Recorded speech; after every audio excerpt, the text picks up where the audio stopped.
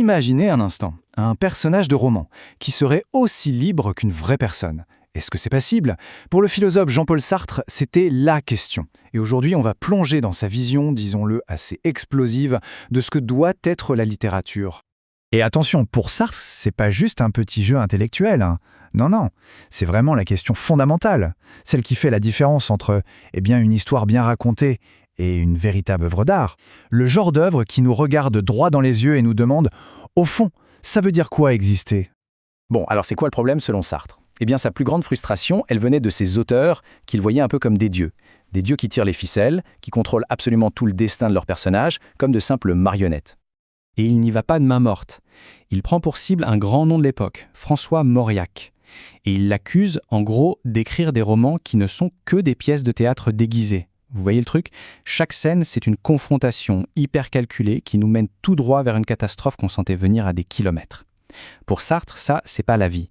C'est de la pure mécanique. Parce que cette omniscience de l'auteur, finalement, elle vole quelque chose aux personnages. Leur existence, leur authenticité. Réfléchissons-y. Si leur destin est déjà écrit, scellé dans le marbre par l'écrivain avant même qu'on ouvre le livre, comment est-ce qu'il pourrait faire de vrais choix? C'est impossible. On se retrouve donc avec deux approches qui sont aux antipodes l'une de l'autre. D'un côté, on a l'auteur-dieu, lui, il nous sert quoi? Un rapport d'autopsie, en quelque sorte. Un compte-rendu sur un passé qui est déjà mort et enterré. Et de l'autre côté, on a l'auteur idéal de Sartre. Lui, il nous invite à vivre une expérience, à découvrir un présent qui est encore en train de se faire, plein de doutes et d'incertitudes. Mais attention, ce contrôle quasi divin, il ne s'arrête pas au scénario. Sartre va plus loin. Pour lui, même le style d'un auteur, sa façon d'écrire peut devenir une prison. C'est pas juste une affaire de belles tournures de phrases, non, c'est un véritable engagement philosophique, un choix qui peut enfermer les personnages dans une vision complètement figée du temps. Et il a même identifié plusieurs de ces prisons temporelles, comme il les appelle, chez les grands auteurs de son temps. Chaque prison est façonnée par le style bien particulier de l'écrivain. Prenons Faulkner, par exemple. Chez lui, le passé, ce n'est pas un simple souvenir, non, c'est un fardeau écrasant, une présence quasi fantomatique qui paralyse le présent. Avec un passé aussi lourd, impossible d'imaginer un avenir. Et à l'autre bout du spectre, on trouve Girardot. Lui, il fait l'inverse. Il piège ses personnages dans une sorte de présent éternel. Ils ne deviennent jamais, ils sont. Ils incarnent une idée, une vérité intemporelle. Sartre utilise cette image géniale, ils sont comme des fleurs séchées dans un atlas de botanique.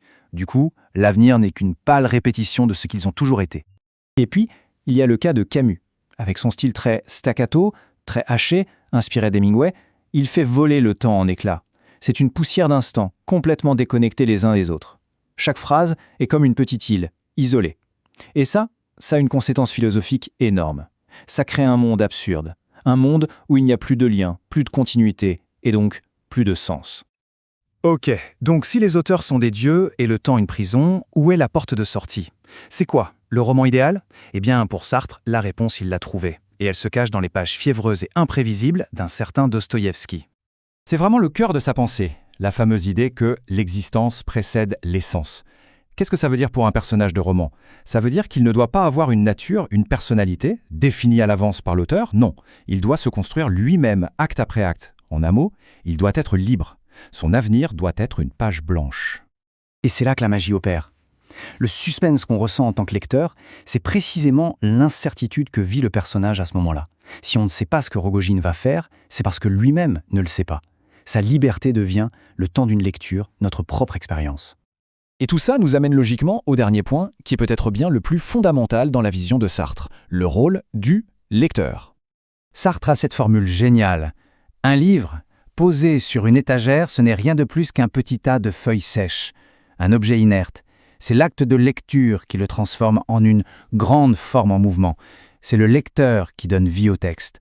Lire, ce n'est pas un acte passif, c'est un acte de création. Ce qui veut dire que lorsqu'on lit un grand roman, la matière épaisse qu'on est en train de brasser, eh bien, c'est notre propre temps, c'est notre propre attente. Notre incertitude devient la substance même de la vie du personnage. On ne fait pas que consommer une histoire, on participe, on collabore à la naissance de sa liberté. Donc, pour résumer la pensée de Sartre, les plus grands romans ne se contentent pas de parler de la liberté comme d'un concept. Non, ils la rendent possible. Ils sont une invitation à la vivre, à la ressentir pleinement pendant l'acte de lecture. Et cette question, elle change pas mal de choses. Pas seulement la façon dont on lit, mais aussi ce qu'on attend de l'art en général. Et peut-être même ce qu'on attend de la vie, tout simplement.